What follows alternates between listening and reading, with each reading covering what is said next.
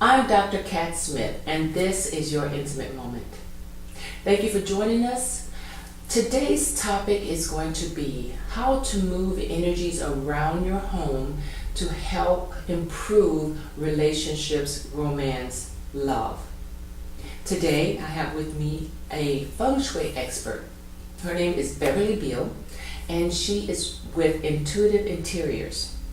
She is going to explain to us how we can move things around, clear out clutter, and improve the relationships in our lives. And it's as simple as that. So welcome, Beverly. For those who don't understand what Feng Shui is, why don't you tell us, kind of in a nutshell, what Feng Shui is? Okay. Feng Shui is really simply a philosophy of how to arrange your home and your life. Because you can take your space and divide it into 9 equal sections, and then each of those sections corresponds with a different aspect of your life. You've got skills and knowledge, you've got family and ancestors, wealth and prosperity, fame and reputation, relationships and love, children and creativity, helpful people and travel, and health, of course, is right in the middle. Most of the time it's about either more love, more money, or better health. Guess what? Everything ties together. Yeah, we're all connected. Exactly. So like what I'm really going to be focusing on today is the relationships and love section, as well as a little bit of the skills and knowledge, because if you don't know who you are and what your needs are, if you're looking for love, if you're looking for a relationship, you're not going to make a good choice if you don't get to know yourself first. A lot of people, when they talk to me about Feng Shui, they immediately freak out. It's like, oh, I don't want you seeing my piles. I don't want you seeing my stuff around. Guess what? You carry it with you. Exactly. If you're not being mindful, or if you're in a new relationship, making space for this new partner is very important. But even more important is if you're in a long-term relationship. Let's say, you're in a 20-year marriage, and you think that it's perfectly okay to, go to bed in your lingerie of a ratty old t-shirt. Yeah, that kind of tells me that you're taking your relationship for granted. You're in a long-term relationship. Let's say, you're in a 20-year marriage, and you think that it's perfectly okay to, go to bed in your lingerie of a ratty old t-shirt. Yeah, that kind of tells me that you're taking your relationship for granted. My big thing with bedrooms is they need to be nurturing. They need to be clutter-free, and they also really need to feel like your relationship is the priority. That's one of the reasons why TVs in the bedroom are a really horrible idea, because they can be a relationship substitute. I'm guilty of that. And a lot of times it's simply habit. A lot of people live in very small spaces. So if you're renting a room for a while, or you are needing a place to hide away from the children, I understand that. Then that's okay. You can. There are workarounds to having the TV in the bedroom. You can unplug it at night. You can cover it up with a towel at night. There are lots of beautiful fabrics that you can use, and it can be an enhancement then to the space. Invest in an armoire that has doors that you can just close it. So see, there's a compromise that can be had.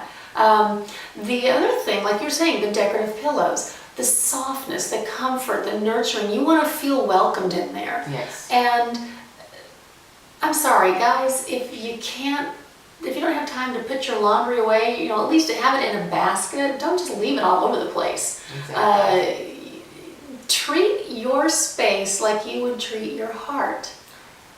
Yeah, I like that. Oh, that's a tweetable moment. Yeah. I love that. And we all know just that little nagging voice that we all have in our heads, and we don't really need to have that on our floor. Yes, exactly. So when you have all the clutter of the clothing, it's reminding you, oh, I have to do laundry, I didn't get that done today, and the guilt that surrounds that. Mm-hmm. So that takes you out of a romantic environment, mentally and emotionally. So if something was to start to kind of kick off, you're in this space where it's taking you longer to even get to the foreplay, because you're worried about, and then if a desk is in the office, an office is Yeah. in your bedroom, then you're seeing work, and that's reminding you of work. So, those little things are very important. That's where screens come in really handy. Oh, yes. So, those foldable shoji screens or, any of those other there's so many beautiful ones out there now.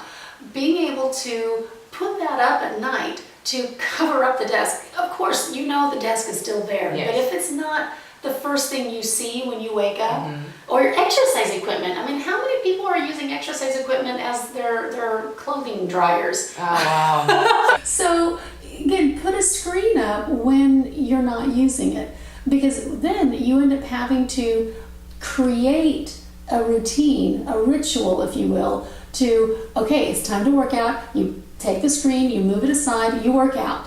Yes. Then you put the screen back up and you go about your day. And so you've just created a routine, a ritual that you can continue with. And so even with work, yes.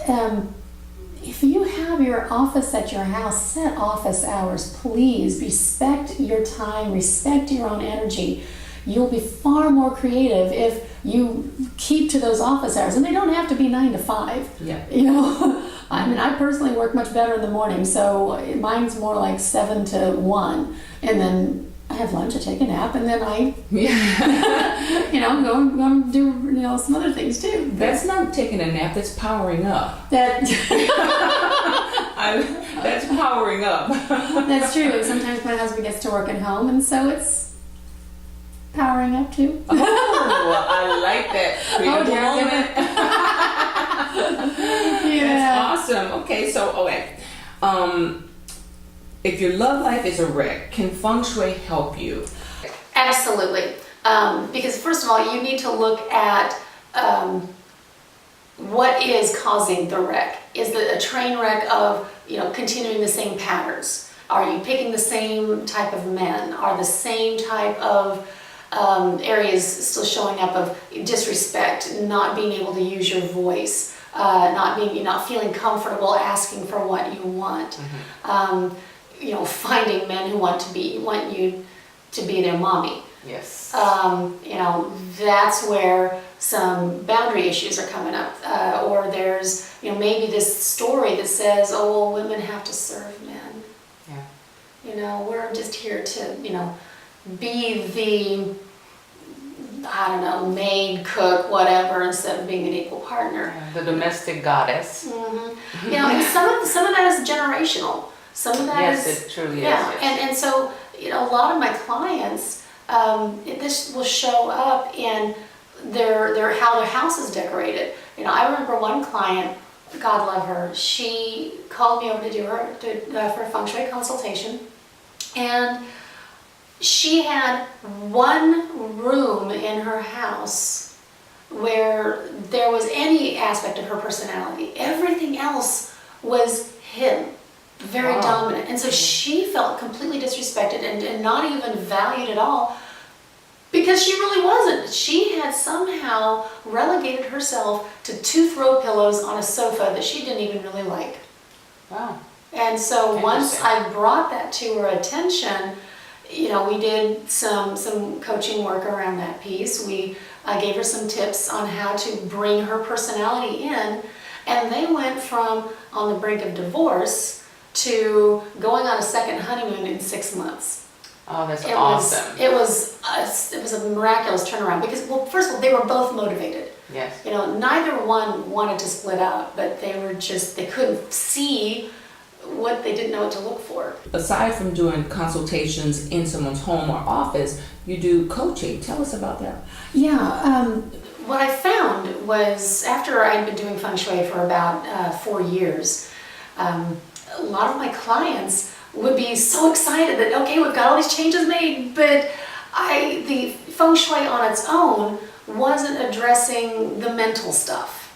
Okay, Yes. It wasn't addressing the stories that kept showing up. And so I began to incorporate an energetic type of coaching. I call it intuitive coaching. And it helps my clients to begin to connect their generational patterns, the story, the messages that they're picking up from society, with why the clutter was showing up in a certain part of their house. What is the process of a consultation when you go to someone's house? What is it? Do you have anything prior to that? I mean, how much skin in the game do they have as far as what they need to do or be prepared to do? Yeah. The best client is one that already has a floor plan of their home, and whether it's an apartment or a single family home. The best client is one that already has a floor plan of their home, and whether it's an apartment or a single family home. It's good to start with the floor plan, Okay. so then I can take this Bagua map that we talked about earlier, and I can draw it out on that. And that I prefer to have done before I ever set foot on property. In addition, I take time before I get there to go online, go do Google Maps, do a search, see what kind of energy I'm feeling around there. Are there any architectural poison arrows, where a point like a building or a roadway is impacting the energy on the space. I also look to see, are there power lines that I'm going to be dealing with. Yes. And so all of that part is what we up front.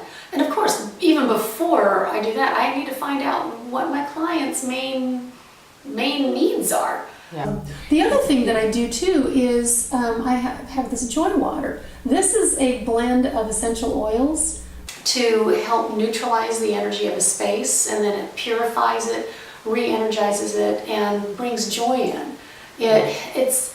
I developed this because I was working in an office, and well, I had been in a cubicle where I was the fourth person in less than a year. And so let me tell you, when you're in a space like that, there's a lot of icky energy that gets left over. Exactly. And Joy Soak. Yes. Ladies, if you love taking baths, this is what you need for that bath. It is awesome. I love it. This really is all about taking time for you, taking time to allow yourself the grace of 15-20 minutes. Your website is intuitiveinteriors.com. Well, it's theintuitiveinterior.com. And I have different classes, I have different seminars. Not only will we be talking about Feng Shui, we'll be talking about protecting yourself energetically from, well, I call them energy vampires. Yes.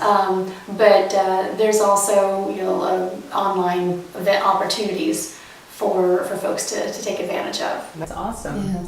Well, Beverly, thank you so much for all this wonderful information, and please check out theintuitiveinterior.com for more information and to connect with Beverly. She's also on Facebook, and I'm on Twitter, but I'm not real regular on Twitter. So okay, Facebook is the best. Okay, so on Facebook, so check with her there, and watch for another Your Intimate Moment with Dr. Kat Smith. Thank you so much. Make sure you check out our sponsors as well, and I'll see you next time on Your Intimate Moment.